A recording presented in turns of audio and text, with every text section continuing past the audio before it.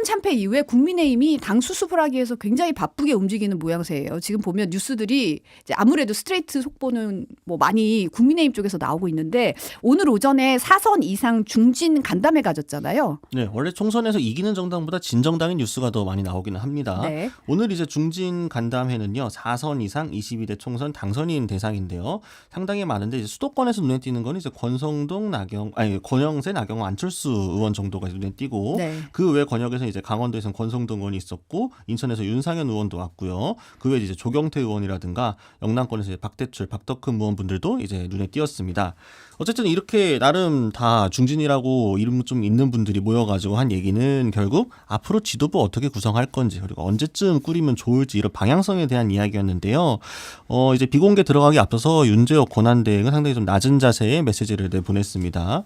일단 뭐 총선 패배를 가감없이 받아들이되 민심을 나침반으로 삼아 이 난관을 극복해야 한다라면서 이 108석이라는 참담한 결과에 대해 어떤 변명도 있어서는 안 된다.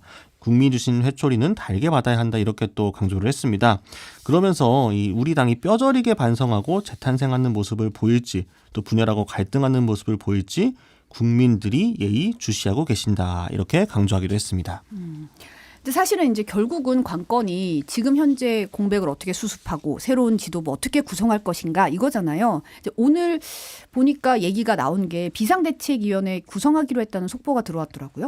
이게 사실은 안철수 의원 같은 경우에는 오늘 백그라운드 브리핑에서 이 빠르게 이제 전당대회를 준비를 하기 위해서 비상대책위원회를 구성하는 쪽으로 이제 가닥이 잡혔다. 이게 하나의 결론이다라고 이야기를 했습니다만 막상에서 윤재혁 원내대표는 기자들에게 마찬가지로 백그라운드 브리핑에서 결정된 것은 없다라고 조금 거리를 뒀습니다. 네. 아무래도 이제 내일 당선자 총회도 있다 보니까 거기까지 좀 이야기를 통해 가지고 의견을 모아서 공식 발표할 것으로 보이는데요.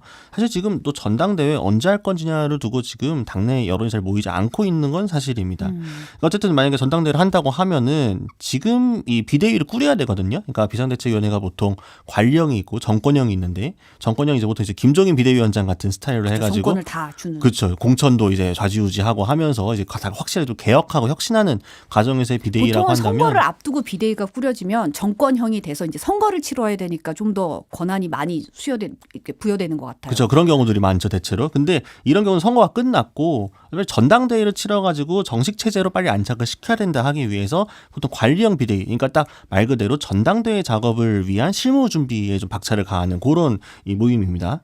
근데 이제 지금 관리형 비대위를 띄우기 위해서는 일단 지금 해산을 한 비대위원들을 다시 이제 꾸려야 되는 상황인데 그럼 비대위원장을 새로 모셔올 건지 아니면 윤재혁 원내대표가 지금 권한대행을 하고 있으니 비대위원장도 겸임을 할 것인지 여러 가지 좀 이야기들이 나오고 있고요. 또 비대위 구성에 관해서도 그렇고. 그래서 만약에 지금 전당대회를 지금 빠르게 개최해야 된다. 이런 이야기들은 빨리 전당대회 해갖고 정식 체제로 넘어가야 당이 안정을 취하지 않겠느냐라는 여론인데 또 이 전당대회를 하게 되면 너무나 자연스럽게 계파 갈등으로 벌어질 수가 있습니다. 지금 안 그래도 원래 지금 당권을 장악하고 있던 건 좀 친윤계라고 할 수 있는 분들이었는데 이번 총선 참패 때문에 친윤계의 좀 목소리가 많이 좀 줄어들고 있는 상황이죠. 그래서 지금 수도권에서 눈에 띄고 있는 안철수, 나경원 이런 분들이 수도권 중심의 좀 비윤계에 좀 뭔가 힘을 모으지 목소리를 보태지 않겠느냐 이런 이야기도 한 축에 있고 또 사실은 이제 계파라고 보기 좀 애매합니다만 친 한동훈계라고 할 수 있는 사람들 친한계. 네, 그렇죠. 친한계라고 하는 사람들도 일부 있기 때문에 이 사람들이 앞으로 또 어떤 식으로 계파를 확장해 나갈지 사실 한동훈 전 비대위원장이 이렇게 물러나긴 했습니다만 이대로 그냥 끝낼 것인가 아니면은 사실은 당 내에서도 한동훈 비대위원장 그래도 할 만큼 했는데 어쩔 수 없이 그러니까 젖잘싸했다. 이런 이야기도 있고 또 한쪽에서는 한동훈 비대위원장이 전권 책임을 지고 물러났으니 더 이상 세워나면 안 된다 이런 이야기도 있는 상황이거든요. 그리고 이런 온갖 종류의 이제 백가쟁명들이 전당대회를 앞두고 벌어질 텐데 그게 당이 좋겠냐 이런 이야기가 한쪽에 있습니다. 그렇기 때문에 빨리 전당대회 해야 된다. 그리고 전당대회 좀 천천히 가져가야 된다. 이렇게 큰 틀에서 이야기들이 잘 정리가 안 되고 있는 상황입니다. 오늘 윤재현 원내대표 브리핑을 보면 이제 일단은 내일 당선자 총회가 있으니까 오늘 중진 의원들 말을 참고해서 최종적으로 방향 결정하겠다 이렇게 얘기를 했는데 어쨌든 보니까 당원 당규상으로 전당대회 치르려면 비대위가 구성돼야 되는 게 절차상으로 이제 규정이 돼 있다고 하더라고요. 네, 비대위는 무조건 꾸려야 되긴 합니다. 네. 그러니까 최고위가 없는 상태이기 때문에 그렇죠. 비대위는 최고위가 꾸려야 없죠. 되는데 그 비대위를 이제 뭔가 새롭게 가져갈 거냐 기존에 있는 걸 그냥 가지고 실무적인 것만 할 거냐 요게 좀 달라지는 거죠 그러면. 네, 그렇습니다. 그러면서 이제 결국 비대위를 어떻게 꾸릴 건지는 결국 전당대회를 조금 빨리 할 건지 아니면 천천히 할 건지 이제 요것과도 연관이 되기 때문에 지금 당 상황이 어떻게 더 적합하겠느냐 이제 이런 이야기들이 나오고 있고요. 사실 당장 지금 당선되는 사람들은 사실 영남권에 워낙 의원들 당선자가 많기 때문에 또 이제 영남 중심으로 가려는 거 아니냐 이제 이런 이야기도 있고요. 반대로 또 이제 좀 수도권 쪽에 좀 힘을 실어야 되는 거 아니냐 이런 이야기도 있다 보니까 굉장히 좀 함수가 많습니다. 그래서 복잡한 상황입니다. 그러면은 어쨌든 당권으로는 이제 당을 대표할 인물들 그러면 어떤 사람이 좀 거론되고 있어요 구체적으로 따지면. 네, 아까 방금 말씀드린 것처럼 수도권에서 생활한 사람들의 좀 주가가 많이 올라가 있는 상황인데요. 대표적으로 아까 말씀드린 나경원, 안철수 이 두 사람이 일단 차기 강력한 당권 주자라고 볼 수 있을 것 같습니다. 그게 아무래도 이제 당이 너무 이제 특정 지역으로 국한되기보다는 좀 전면적으로 봤을 때 수도권형으로 쇄신해야 된다 이런 목소리가 있어서 얘기가 나오는 거죠. 그렇죠. 그리고 어쨌든 이런 어려운 상황에서 생활했다는 것만으로도 어쨌든 본인들의 능력을 개인 역량을 좀 보여준 것들이 있고요. 두 번째로는 어쨌든 아니 그 영남 중심으로 너무 이제 보수 중심의 집토끼 중심의 이런 총선 전략으로 했다가 졌으니 이젠 좀 중도층 확장을 위한 수도권 중심으로 재편해야 되는 거 아니냐 이런 목소리가 일각에 있는 게 또 사실입니다.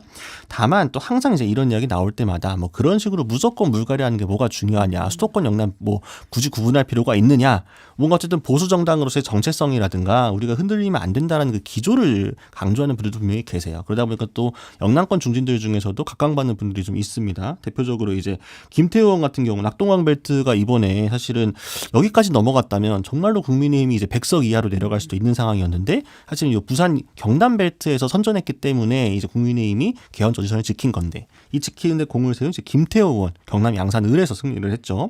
또 이제 이 윤상현 의원 같은 경우도 인천 동구 비초에서 이번에도 신승을 하면서 또 본인의 개인기를 증명을 했습니다. 이런 의원들 같은 경우에도 이야기가 나오고 있고 근데 이제 이렇게 가면은 조금 비대위로 좀 확 바꿔보겠다, 좀 얼굴을 좀 쇄신해 보겠다, 그러니까 이런 이미지라면은 좀 더 안정형으로 간다고 한다면 아까 말씀드린 것처럼 그냥 윤재욱 원내대표가 권한대행하고 있으니까 비대위까지 쭉 가져가는 게 좋지 않겠느냐 이런 이야기 나오고 있고요. 또 이제 친윤계로 불리는 권영세 의원이나 권성도 의원 또 본인들이 또 약간 이제 이야기 나름 뭐 공개적으로는 뭐 명확히 밝히지 않습니다만 내부적으로 도는 이야기들은 약간 원하고 있다 뭐 이런 이야기도 좀 없지 않아 들리고 있긴 하거든요. 네. 물론 권 의원은 낭설인 것 같다라고 거부하긴 했습니다만 이런 것도 있고 이거는 이제 약간 언론에서 조금 더 관심을 갖고 지켜본 것 같긴 한데 이번에 김재섭, 김용태 이렇게 두 젊은 당선인들이 모두 아예 수도권에서 젊은 당선자들로. 네 사실 뭐 30대 당 대표를 뭐 안 겪어본 것도 아니고 아예 쇄신해 볼 거면은 이런 쪽으로 하는 게 낫지 그럼 않겠느냐라고 해서 타격을 더 염두에 둔 건가요? 네, 그렇죠. 어차피 비대위라고 하면은 기간도 정해져 있으니까 크게 부담도 없을 것이고 관리형이니까 조금 정치적 부담은 적으면서 얼굴을 확실하게 좀 내세울 수 있을 만한 이 공통 분모를 했을 때 김재섭, 김용태 두 사람이 오르내리고 있습니다만 다만 이제 김재섭 당선인은 본인한테 좀 과분한 자리라고 생각한다라면서 좀 거리를 두긴 했습니다. 한동훈 전 비대위원장 같은 경우에 당직자들에게 고별 문자 보냈다는 얘기가 좀 나오더라고요. 이게 또 어떤 의미가 있을까요? 뭐 지난 토요일 새벽에 당직자 부자진들에게 제가 부족했다. 또 결과에 대해 충분히 실망하고 무엇을 고쳐야 할지 알아내 고치자라고 했다고 합니다. 그래서 갑작스럽게 사퇴를 하다 보니까 이제 일일이 인사를 못한 거에 대한 미안함을 전했다라는 건데요. 그러면서 수도권에 낙선한 후보들에게 격려 전화를 했다 이런 소식도 있었습니다. 그래서 수도권에서 지는 정당은 희망이 없다. 같이 방법을 알아가자 이렇게 말을 한 건데 이 말뜻은 결국 한동훈 전 위원장이 직접적으로 전면에 나서거나 대리를 내세우지 않는다고 하더라도 지금 당권을 둘러싼 역학관계에서 수도권 중심에 조금 더 힘을 실어주려는 거 아니냐 이런 이야기들이 나오고 있어서요. 그럼 결국 또 용산 윤석열 대통령과 한동훈 비대위원장의 관계는 어떤 거지? 여기서 또 물음표가 생기긴 합니다. 지금 보면은 오늘 오전에 들어온 게 윤석열 대통령이 내일 국무회의 모두 발언을 통해서 총선 관련 입장 직접 밝힌다 이런 얘기가 나오는데 그러니까 당초에는 대국민 담화라거나 아니면 아예 기자회견을 하는 방식도 좀 거론이 됐던 걸로 알려졌는데 결국은 이제 국무회의 모두 발언으로 가름할 모양이네요. 네, 근데 대신에 이제 국무회의 모두 발언을 생중계로 하겠다. 이런 점이 조금 달라진 것 같습니다. 네. 그러니까 우선 대통령이 전면에 나서서 이야기를 하긴 해야 되는데 방금 말씀 주신 뭐 대국민 담화나 기자회견은 좀 정무적인 부담이 좀 따르다 보니까 이제 이런 정도에서 조율을 한 게 아닌가 싶긴 합니다. 그래서 대통령 관계자에 따르면 구체적인 국정 쇄신 방향, 또 차기 국회와의 협력 방침 이런 걸 좀 밝힐 것이라고 하는데요.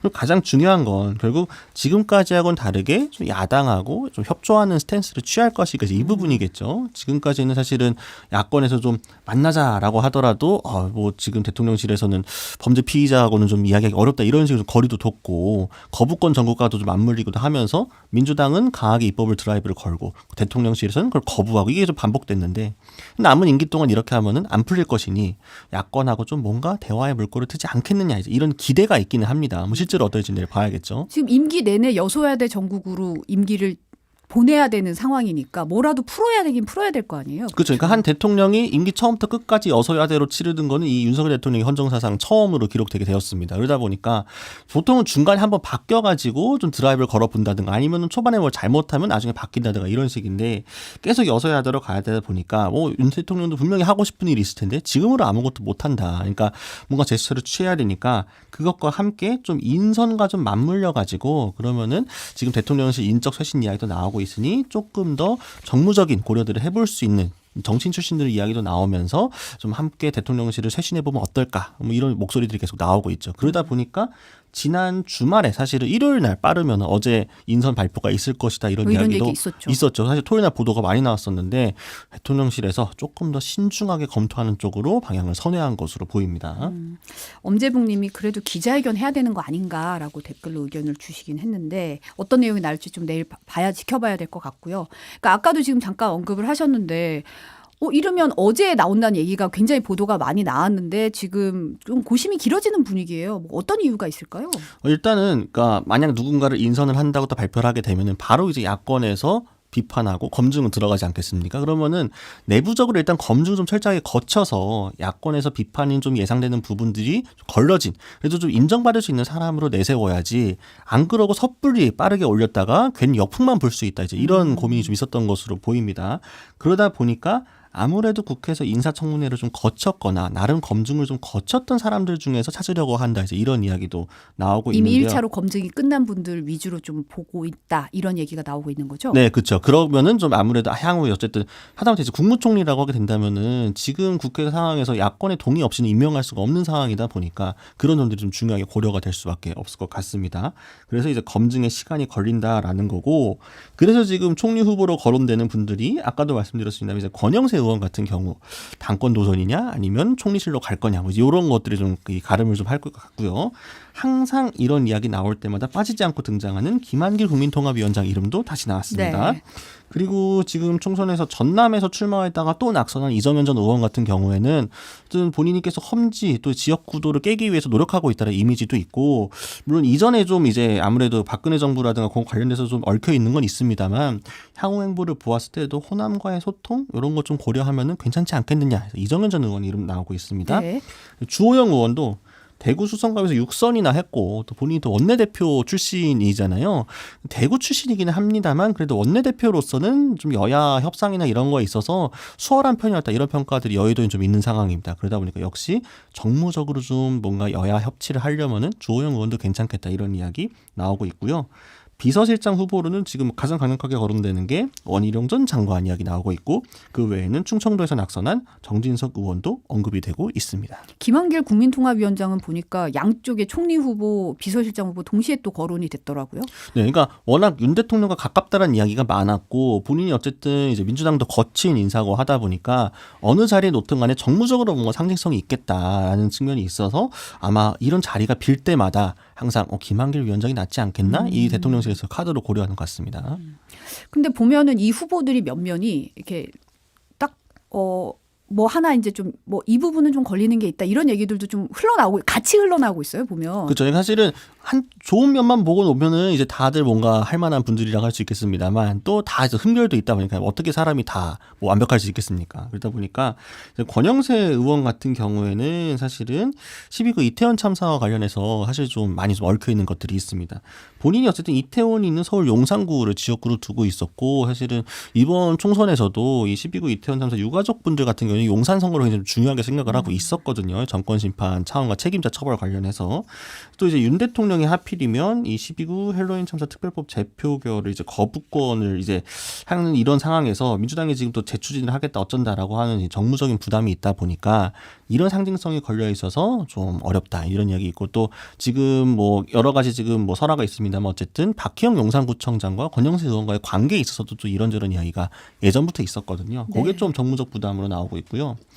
원전 장관 같은 경우에는 그러니까 예전에는 뭐 좀 젊은 좀 혁신 이런 이미지도 있었고 오히려 좀 정치인으로서 좀 뭔가 이제 협상이라든가 대화 합리적인 보수 이미지가 좀 있었다고 한다면 이제 요 선거도 거치고 특히 국토부 장관 거치면서 서울 양평 고속도로 관련해서 여야 대립 과정에서 거의 최전선에 섰잖아요. 네. 본인이 이제 일타 강사까지 자처하면서 이제 컨텐츠도 만들고 했다 보니까 지금 원전 장관 비서실장 기용하는 게 여야 협치 이미지를 만들 수 있나? 이게 지금 뭔가 야당과의 대화하겠다는 제스처라고 볼 수 있을까? 당장 야권에서 어떻게 받아들일지가 좀 물음표기는 합니다. 특히 이번 선거에서 굉장히 이제 이재명 대표를 저격하려고 본인이 사실은 자객을 자처해가지고 공천에 나섰던 거기다 보니까 좀 부적절하지 않겠느냐 이런 이야기도 있고요. 김한길 위원장은 사실은 또 양쪽에 끼어 있다 보니까 양쪽 모두 썩 만족해하지 않을 것이다 이런 이야기가 있습니다. 네. 민주당은 민주당대로 또 국민의힘 국민의힘대로 좀 불만이 있는 상황이다 보니까 그래 이런 이야기도 있고, 또 아까 말씀드린 주호영 의원 같은 경우에는 또 도로 영남당이냐 이런 말이 나올 수밖에 없거든요. 어떻게 요 대통령실 인사도 또 대구 출신이냐 이런 이야기 나올 수밖에 없고, 그러다 보니까 지금 어떤 인사도 완벽한 인사는 없다 보니까 더욱더 대통령실의 고민도 길어지는 것으로 보입니다. 어떻게 보면 인사가 딱 나왔을 때 뭐 좀 변화가 느껴지거나 좀 파격이라거나 뭔가 좀 그런 느낌이 좀 있어야 되는데 그 부분에 있어서 뭐 일각에선 돌려막기냐 이런 얘기도 또 나오더라고요. 그 인물이 또 그 인물이다 뭐 이런 얘기도 나오다 보니까 그래서 고민이 좀 길어지는 거 아닌가. 내일 모두 발언에서 어떤 인적 쇄신 얘기도 좀 나올지가 좀 궁금하긴 합니다. 네, 사실은 약간 다 총선에서 떨어진 사람들을 다시 쓴다고 하면 회전문 인사 얘기가 또 나올 수밖에 없거든요. 그러니까 그런 파격을 고려했기 때문에 잠깐이었지만 뭐 김부겸 전 총리를 후임으로 뭐 인선할 것이다 이런 이야기까지 잠깐 보도가 나왔었던 게 그런 점을 고려했기 때문에 고민이 깊어서 그런 게 아닌가 싶긴 합니다.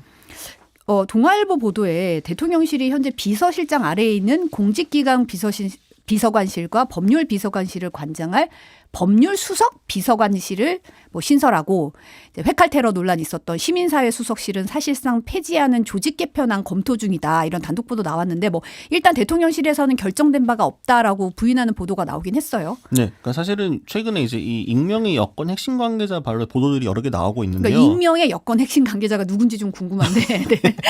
아마 보도 뭐 매체마다 약간 소스는 좀 다를 것 같긴 합니다만 그만큼 지금 그 여권 내에서 이런저런 계산들이 많이 나오고 있다라고 해석하시면 될 것 같습니다. 뭐 없는 사실을 보도하진 않았을 테니까요. 다만 이제 이 동아일보가 전한 이 여권 핵심 관계자 이야기를 들어보면 민심을 제때 정확히 전달하고 정책 조정 또 공직기강 이 정보 통합 역할을 하는 수석급 신설이 필요하다는 의견이 올라간 것으로 안다. 다만 과거 민정수석실의 문제로 지적된 사정 기능은 빠진 것으로 안다. 즉 이제 과거 민정수석실만큼 좀 파워를 갖고 중심을 잡을 수석실을 새로 만들되 논란이 되는 사정 기능만 빼고 약간 이런 정도로 구상을 한 것 같습니다. 근데 어쨌든 뭐 민정수석실 폐지를 공약했던 게 또 윤 대통령이기 때문에 그 대신 이제 법률특보를 만들겠다라는 것으로 보이는데요.